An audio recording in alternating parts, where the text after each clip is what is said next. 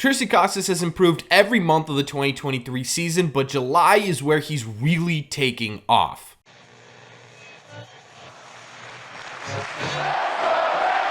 What is going on, everybody? Welcome back to Red Seat Radio. My name is Corbin, and Triston Casas has been one of the more talked about figures on the Boston Red Sox throughout the 2023 campaign, right? At the beginning of the year, there were a lot of really high expectations on Triston Casas, but after a rocky April, there were a lot of people questioning what those expectations are truly going to look like. Well, like I said, every single month since April, Triston Casas has improved his game exponentially, and in July, he has sort of exploded onto the scene. He's really taken off in July. The big question here, though, is whether or not the success that Triston Casas has seen over the last couple of months is something that's sustainable not only for this season, but in seasons going forward. So what we are going to do in today's video is talk about just how good Triston Casas has been lately, not only for the month of July, but for the last couple months as well. We're going to talk about why he's seeing the success that he's seeing now, how these results are finally coming forward for Triston Casas in a way that I think I and a lot of people expected, as well as Triston Casas expected to perform this season. And we're going to talk about whether or not we think it is possible for Triston Casas to sustain this success, not only this season, but in seasons going forward. But before we get into that, do me a favor. Make sure you guys have hit that subscribe button if you haven't already. If you're new here, we talk Red Sox content almost every single day. Also, make sure you guys have hit the like button on this video as well. Helps these videos out a ton, and it would mean a lot to me. Thank you all very much for clicking on this one. Let's get into it. So I think where we're going to start this video out is at the very beginning, right? We're going to talk about sort of the elevation of Triston Casas over these couple of months and why it's important when we're talking about his success and whether or not this can continue. Because at the beginning of the year, like we talked about, Triston Casas really struggled. He finished the first month of the season, the month of April, hitting just 133 with a 283 on base percentage and a painfully low 293 slug, good for just a 61 OPS plus. So his first full season of his first rookie year, he ended up being about 39% less productive than the average hitter in baseball. But like I talked about in the intro, ever since then, Triston Casas has been exponentially increasing his statistics and getting better and better at the plate. And the first time we saw something like that was in May, because finishing May compared to the month of April, Triston Casas in the month of May had a 257 average, improving his on-base percentage to 338, improving his slug to 429, and officially becoming an above average player in the month of May with an OPS plus of 110, so about 10% above league average production. Then in June, he did it once again. He improved on all of his slash line statistics, finishing the month of June with a 286 average, a 375 on base percentage, and a 476 slug, good for a 134 OPS plus. So now we've gone from 61 OPS plus to 134 OPS plus, which is a really impressive increase, right? And finally, now we get to where we are today, the month of July, where Triston Casas has sort of exploded onto the scene, and it's just 15 games. There's still some games to play here. Overall, this has been by far and away the best month of Triston Casas' young career. Right now, so far in July, at the time of this recording, Triston Casas is slashing 348 average with a 444 on base percentage and a flat out ridiculous 783 slug, good for a 1.227 OPS or a 226 OPS plus. So when we're talking about the elevation of Triston Casas, what it means to reach that next level, Triston Casas' first month in Major League Baseball, he was 39% below league average production, right? Today, during this month, he is now 126% above league average production. That is an absolutely crazy increase in production from a kid who's only 23 years old, right? That is absolutely wild. He absolutely turned his season around, and now what we're talking about when we're looking at the season as a whole for Triston Casas is much more good than bad. In fact, right now, Triston Casas is hitting 247 with a 351 on base percentage and a 465 slug, good for a 117 OPS plus. So despite a rough first 25 games for Triston Casas, since then he has been not only an above average hitter, but overall when we're talking about the season as a whole for Triston Casas, he did not let that bad month of April sink his season season, and he's now 17% more productive than the average hitter in baseball throughout the entire year. Now, if that still isn't convincing enough that Triston Casas is here and he has officially improved on almost every aspect of his game, okay, fine. Let's take a look at some of his advanced statistics, his percentiles, how he ranks amongst his peers in Major League Baseball, because if we take a look at his Baseball Savant page, a lot of the hitting categories he's very, very elite in, right? When we're talking about hit tools for a player, there are a couple things to look at. We talked about his slash line. Now let's talk about his percentiles, because right now Triston Casas' hard hit percentage is in the 81st percentile, meaning there's only 19% of Major League players who have a higher hit percentage than Triston Casas. On top of that too, his barrel percentage is in the 91st percentile, again, meaning only 9% of batters have barreled up more baseballs percentage-wise than Triston Casas had so far this year. What that means is that when Triston Casas is making contact, it's harder than a majority of Major League Baseball players.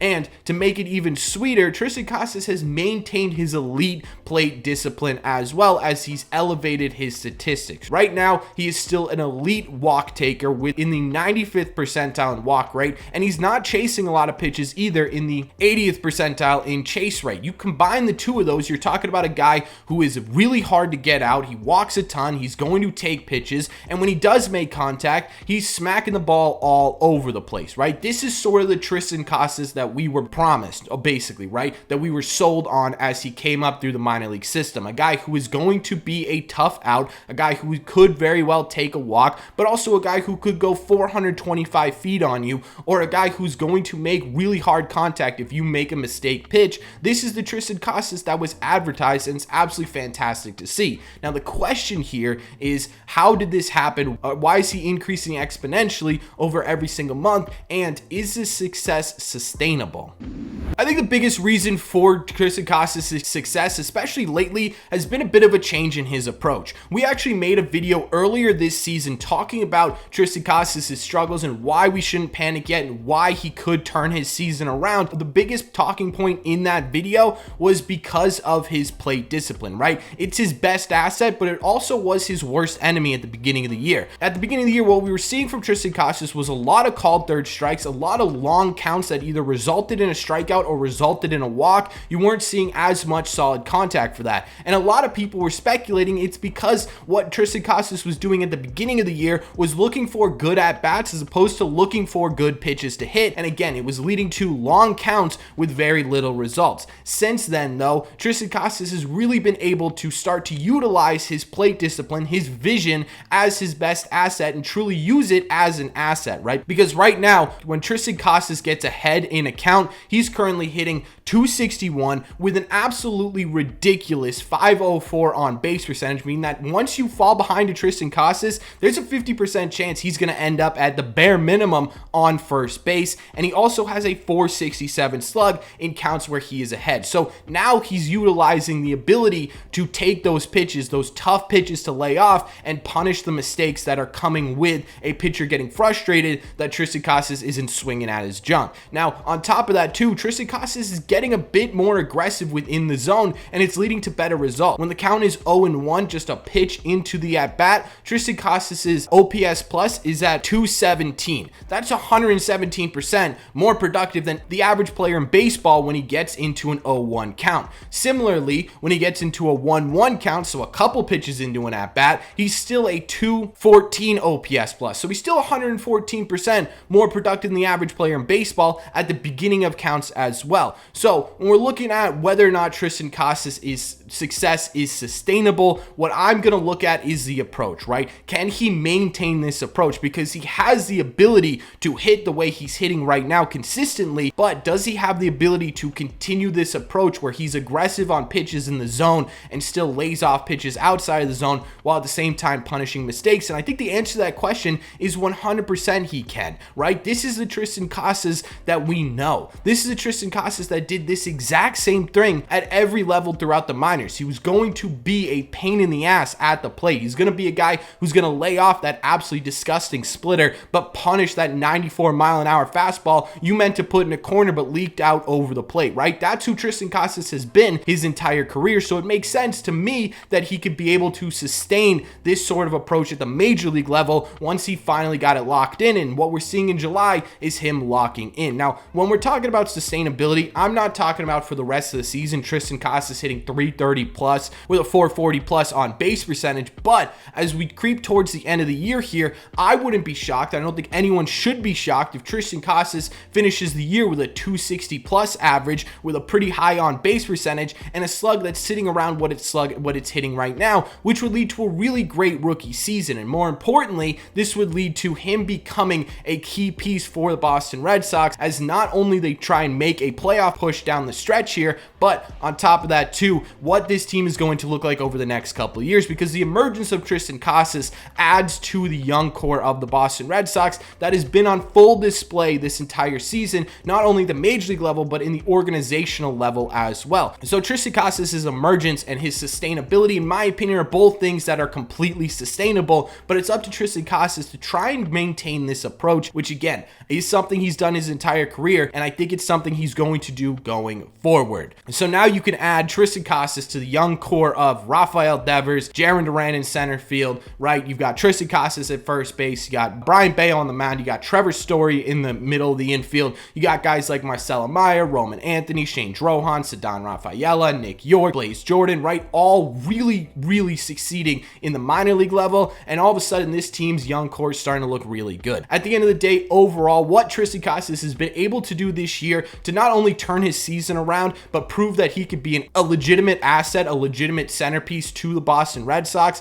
has been absolutely incredible. And it's almost like what we said in the first video is that, hey, he might just need time to adjust to major league pitching. It's really funny how that works, isn't it? It's not after 60 at-bats, this is the dude that needs to be sent down to the minor leagues. It's okay, let's ride him out. Let's see what he can do as he adjusts to major league pitching. And what we're seeing right now is exactly what Triston Casas can do once he adjusted to major league pitching. And to me, Triston Casas isn't going anywhere. But that's just my opinion. So let me know in the comment section down below. What do you think of Triston Casas' sort of ridiculous July month? What do you think of Triston Casas' improvements he's made this season? And what do you think about the sustainability of Triston Casas' success over the course of 2023 and beyond? Let me know all your thoughts on Triston Casas and what he's done so far this year in the comment section down below. As always, if you made it to the end of this video, do me a favor. Make sure you guys have hit that subscribe button if you haven't already. If you're new here, we talk Red Sox content almost every single day.